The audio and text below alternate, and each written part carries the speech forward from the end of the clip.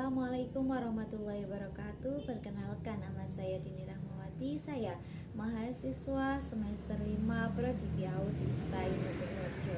Hari ini izinkan saya membahas satu topik yang sangat dekat dengan kita sebagai orang tua, yaitu cara mendidik anak nakal ala Nabi. Bapak Ibu yang saya hormati sekalian, pernahkah Bapak Ibu mendengar atau mengucapkan kalimat ini?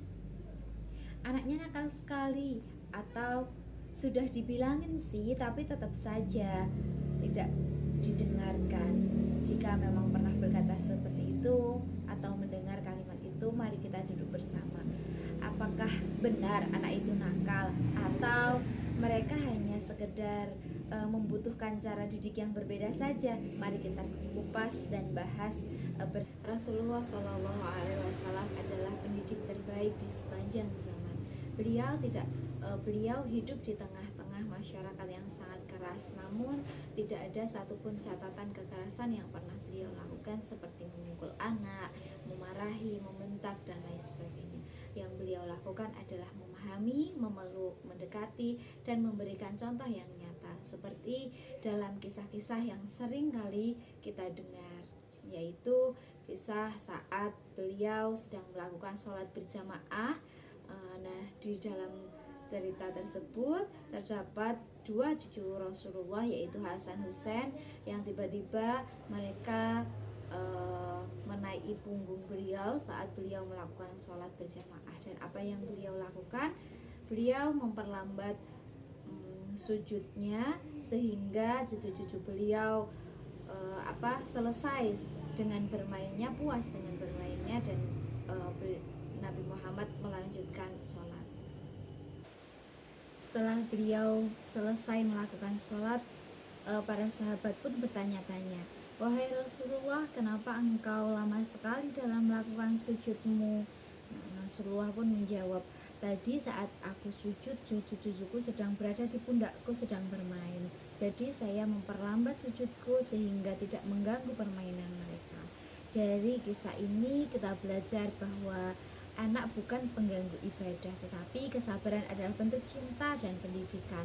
Selain itu, anak aktif itu tidak berarti nakal ya. Anak yang nakal ya, kadang mereka cuma belum tahu bagaimana cara untuk mengendalikan diri mereka. Yang selanjutnya adalah tugas orang tua atau orang dewasa adalah menyesuaikan sikap, bukan memaksakan anak harus ini, itu, dan lain sebagainya. Di dalam kisah lain diceritakan bahwa suatu ketika ada seorang anak kecil sedang makan dengan tangannya dan lari ke sana kemari. Rasulullah tidak memarahinya, namun Rasulullah memanggilnya dan berkata, "Wahai anakku, makan, sebut nama Allah, makan dengan tangan kananmu, dan makan dari yang terdekat darimu." Dari kisah ini kita bisa ambil kesimpulan bahwa Rasulullah itu tidak pernah melabeli seorang anak itu menjadi anak yang nakal atau sebagainya, tapi Rasulullah itu memberikan arahan, mengingatkan dengan kata-kata yang baik, dan tentunya memberi contoh yang baik pula. Dan ada kisah selanjutnya, ini kisah yang ketiga. Pada suatu hari ada seorang pemuda yang bertanya kepada Rasulullah, "Wahai Rasulullah, bolehkah saya melakukan zina?" Nah, Rasulullah tidak langsung menegurnya, tetapi Rasulullah ngobrol, berbicara dengan baik, dan menasehatinya, "Bolehkah ibumu dizina, atau anak perempuanmu atau istrimu kelak dizina oleh orang lain yang belum mahramnya," dan lain sebagainya. Dan orang itu akhirnya sadar bahwa perbuatan zina itu perbuatan yang tidak baik. Dari semua kisah ini bisa kita ambil bahwa anak itu sebenarnya bukan anak nakal. Kita tidak boleh melabeli seorang anak itu menjadi anak nakal. Mereka hanya belum tahu bagaimana cara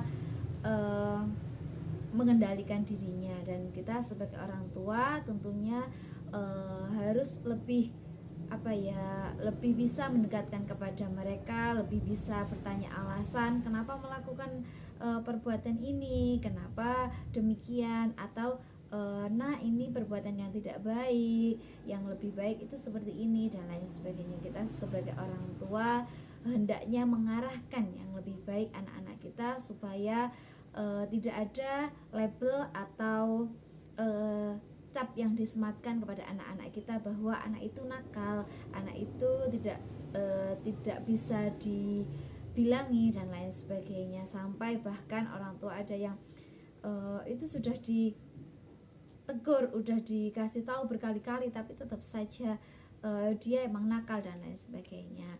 Jangan sampai ya kita sebagai orang tua, karena ketika anak sudah dilabeli atau dikasih nama anak nakal, maka apa yang mereka lakukan, apa yang mereka perbuat itu akan sesuai dengan orang sekitar melabelinya. Jangan sampai ya, jika memang anak itu tidak sesuai dengan apa yang kita harapkan, boleh kita berdoa kepada Allah, ya Allah, anak soleh jangan seperti itu ya, anak solihah lebih baik melakukannya seperti ini ya, dan lain sebagainya. Kita bisa arahkan. Oke, sekian materi atau pembahasan kita pada sore hari ini. Banyak kesalahan dari saya, entah itu tutur kata yang kurang berkenan atau menyinggung, mohon maaf yang sebesar-besarnya. Saya undur diri. Wassalamualaikum warahmatullahi wabarakatuh.